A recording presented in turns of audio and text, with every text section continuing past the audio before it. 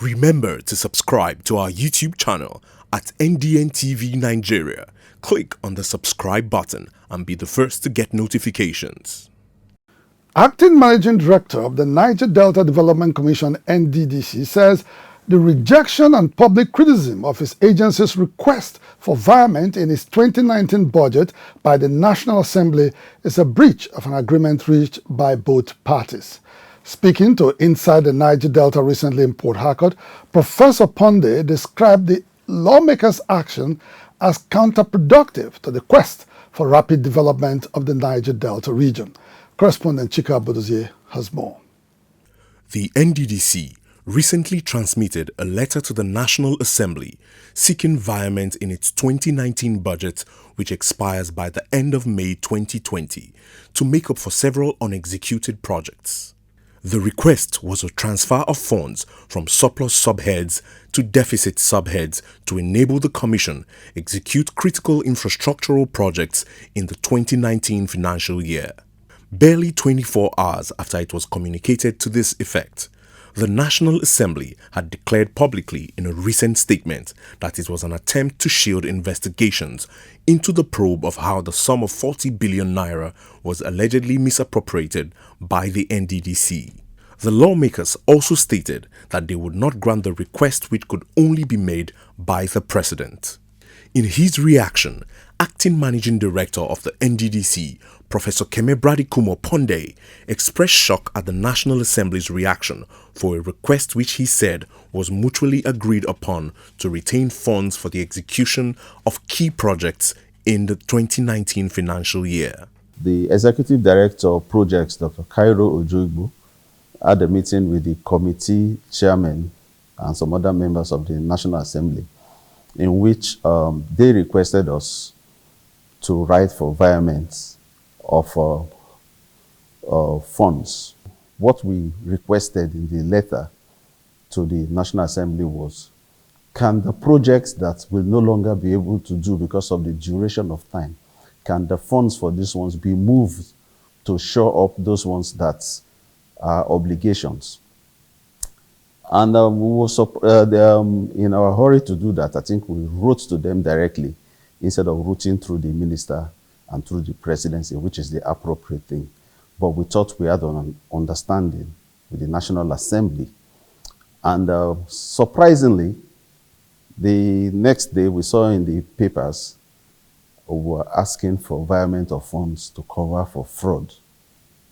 What whoever released that to the press did not show were the other attachments to those letters, showing them where funds should be moved in for projects that are yet to be done. Can projects yet to be done be called fraud? Paying counterpart funding for IFAD Life ND program that will change agriculture in the Niger Delta, can that be called coverage of for fraud or for fraudulent activity? I think that's very uncharitable. The truth needs to be told. On the 40 billion naira allegedly misappropriated by the NDDC, Professor Ponde dismissed it as a deliberate attempt to nail the interim management of the Commission.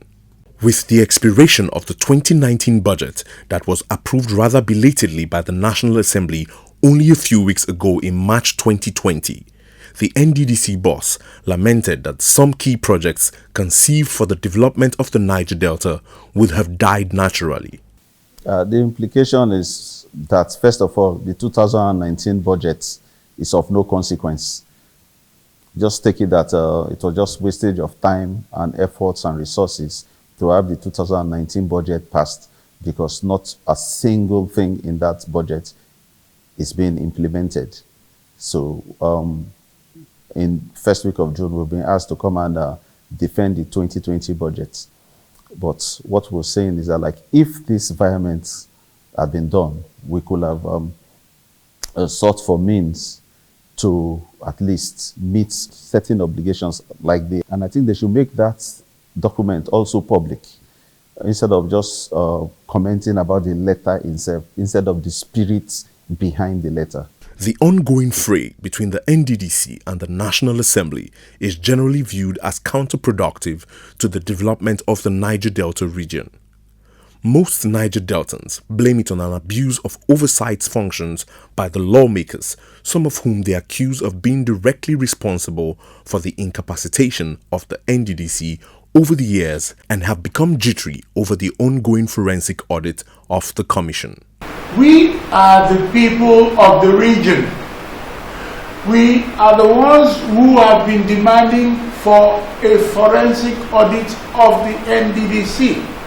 If President Buhari has finally acceded to this demand and set up the interim management committee to do the forensic audit, why are people objecting to it? Tony Uranta, Secretary General of the United Niger Delta Energy Development Security Strategy, NDC, and other like minds in the Niger Delta are calling on the National Assembly to stop intimidating and blackmailing the interim management of the NDDC in order to score cheap political points. The IMC on the joy had claimed that certain leading players in the National Assembly were fronting certain organizations and were collecting billions of naira monthly for a region that does not have enough money.